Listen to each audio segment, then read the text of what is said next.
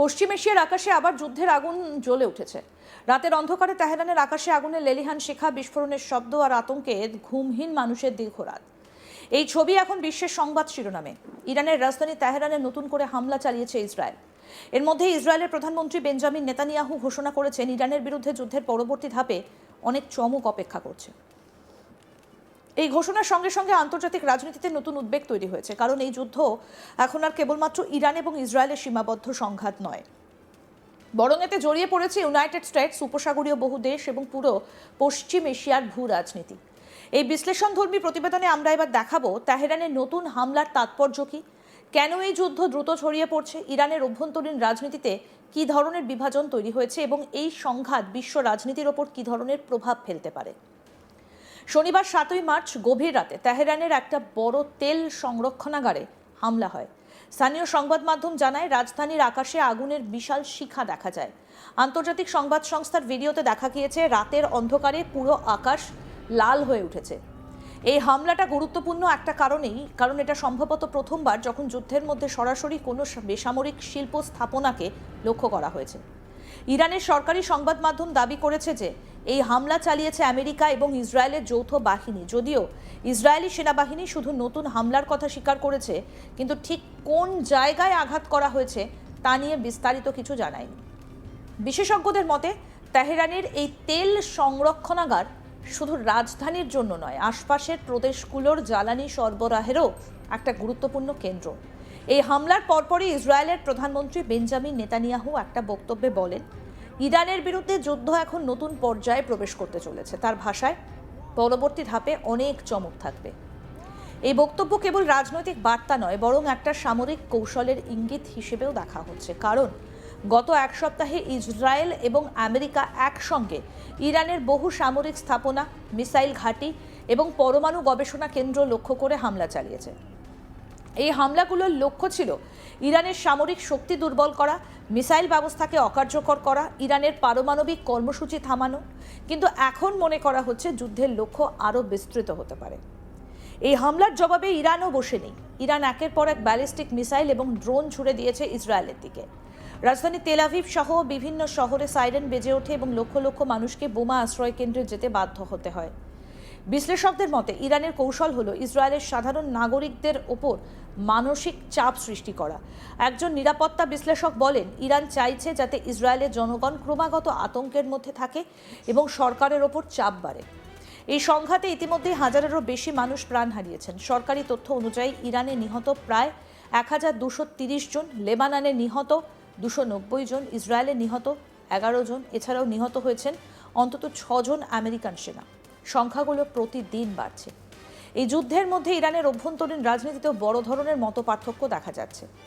বর্তমান president Masoud Pezeshkian এক video বার্তায় প্রতিবেশী দেশগুলোর ওপর হামলার জন্য দুঃখ প্রকাশ করেছেন। তিনি বলেন আমাদের উচিত কূটনীতির মাধ্যমে সমস্যার সমাধান করা।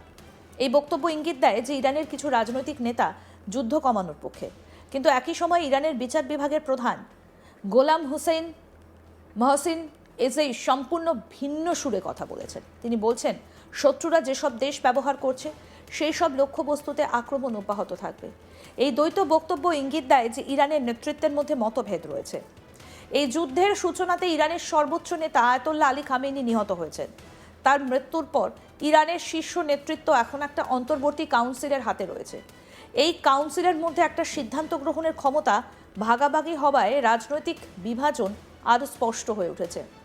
অন্যদিকে আমেরিকান প্রেসিডেন্ট ডোনাল্ড ট্রাম্প ইরানকে নিঃশর্ত আত্মসমর্পণের আহ্বান দিয়েছেন। তিনি সতর্ক করে বলেছেন ইরান যদি আত্মসমর্পণ না করে তবে আরও বড় আক্রমণ আসতে পারে। তার ভাষায় ইরানকে খুব কঠোরভাবে আঘাত করা হবে। এই বক্তব্য আন্তর্জাতিক পরিস্থিতিকে আরও উত্তেজনাপূর্ণ করে তুলেছে। যুদ্ধের প্রভাব এখন পুরো উপসাগরীয় অঞ্চলে ছড়িয়ে পড়েছে। ইরানের মিসাইল হামলার লক্ষ্য হয়েছে বাহরাইন, সৌদি আরবিয়া, দুবাই।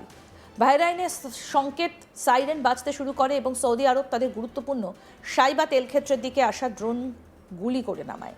দুবাইতেও বিস্ফোরণের শব্দ শোনা যায়। বিমানবন্দরে যাত্রীদের আশ্রয়স্থলে নিয়ে যাওয়া হয়, নিরাপদ জায়গায় নিয়ে যাওয়া হয়। এই যুদ্ধের আরেকটা বড় ঘটনা ঘটে বাগদাদে। সেখানে আমেরিকান দূতাবাসের কমপ্লেক্সে একটা মিসাইল আঘাত করে। যদিও কোনো হতাহতের খবর পাওয়া যায়নি, কিন্তু এটা যুদ্ধের বড় ধরনের বিস্তার ঘটাতে পারে বলে মনে করা হচ্ছে।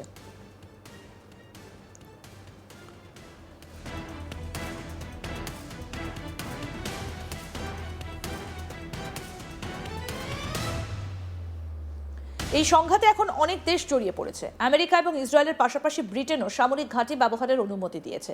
ব্রিটিশ প্রধানমন্ত্রী কিয়ার স্টারমার আমেরিকার বাহিনীকে প্রতিরক্ষামূলক অভিযান চালানোর অনুমতি দেন। এর ফলে যুদ্ধের আন্তর্জাতিক মাত্রা আরও বেড়ে গিয়েছে। এই সংঘাতের মধ্যে আরেকটা গুরুত্বপূর্ণ প্রশ্ন উঠে এসেছে, কুর্দি যোদ্ধাদের ভূমিকা। মধ্যপ্রাচ্যের কুর্দি গোষ্ঠীগুলো ইরানের বিরুদ্ধে লড়াইয়ে যুক্ত হতে আগ্রহ দেখালেও মার্কিন প্রেসিডেন্ট ডোনাল্ড ট্রাম্প জানিয়েছেন তারা এই যুদ্ধে কুর্দিদের জড়াতে চান না। তার মতে এতে পরিস্থিতি আরও জটিল হয়ে উঠবে। এই যুদ্ধের সবথেকে বড় শিকার সাধারণ মানুষ। তেহরানের এক বিশ্ববিদ্যালয়ের শিক্ষার্থী জানান, আমরা জানি না পরের বিস্ফোরণ কোথায় হবে। সবাই আতঙ্কে দিন কাটাচ্ছে। শুধু তেহরান নয়, ইরানের অন্যান্য শহরেও স্কুল, হাসপাতাল, আবাসিক এলাকায় হামলার অভিযোগ উঠেছে। এই সংঘাত বিশ্ব অর্থনীতিকেও কাঁপিয়ে দিয়েছে। বিশেষ করে তেলের বাজারে বড় ধরনের অস্থিরতা দেখা যাচ্ছে, কারণ উপসাগরীয় অঞ্চল থেকে বিশ্বের বড় অংশের তেল সরবরাহ হয়। যদি এই যুদ্ধ দীর্ঘস্থায়ী হয় তাহলে তেলের দাম ব্যাপকভাবে বেড়ে যেতে পারে। বর্তমান পরিস্থিতি বিশ্লেষণ করলে তিনটে সম্ভাবনা দেখা দেয়। 1, যুদ্ধ আরও বড় আকার নিতে পারে। 2, আন্তর্জাতিক কূটনৈতিক চাপ বাড়তে পারে। 3, ইরানের অভ্যন্তরীণ রাজনৈতিক পরিবর্তন ঘটতে পারে। বিশেষজ্ঞদের মতে এই সংঘাতের ভবিষ্যৎ নির্ভর করছে তিনটে বিষয়ের উপর: আমেরিকার পরবর্তী পদক্ষেপ, ইরানের অভ্যন্তরীণ রাজনৈতিক ঐক্য, আন্তর্জাতিক কূটনৈতিক চাপ। পশ্চিম এশিয়ায় এই যুদ্ধ শুধু একটা আঞ্চলিক সংঘাত নয়, এটা বিশ্ব রাজনীতির একটা গুরুত্বপূর্ণ মোড়। তেহরানের নতুন হামলা, ইরানের পাল্টা আক্রমণ এবং ইসরায়েলের যুদ্ধের নতুন পরিকল্পনা, সব মিলিয়ে পরিস্থিতি দ্রুত বদলাচ্ছে। ইসরায়েলের প্রধানমন্ত্রী বেঞ্জামিন নেতানিয়াহু যে নতুন চমকের কথা বলেছেন, তা যদি বাস্তবে বড় ধরনের সামরিক অভিযান হয় তাহলে এই যুদ্ধ আরও বিস্তৃত হতে পারে। আর সেই পরিস্থিতিতে শুধু পশ্চিম এশিয়া নয়, সমগ্র বিশ্বের রাজনীতি, অর্থনীতি এবং নিরাপত্তা ব্যবস্থার উপর এর গভীর প্রভাব পড়তে পারে। বিশ্ব এখন তাকিয়ে আছে এই সংঘাত কি আরও বড় যুদ্ধের দিকে যাবে, নাকি কূটনীতির মাধ্যমে আবার শান্তির পথে ফিরে আসবে।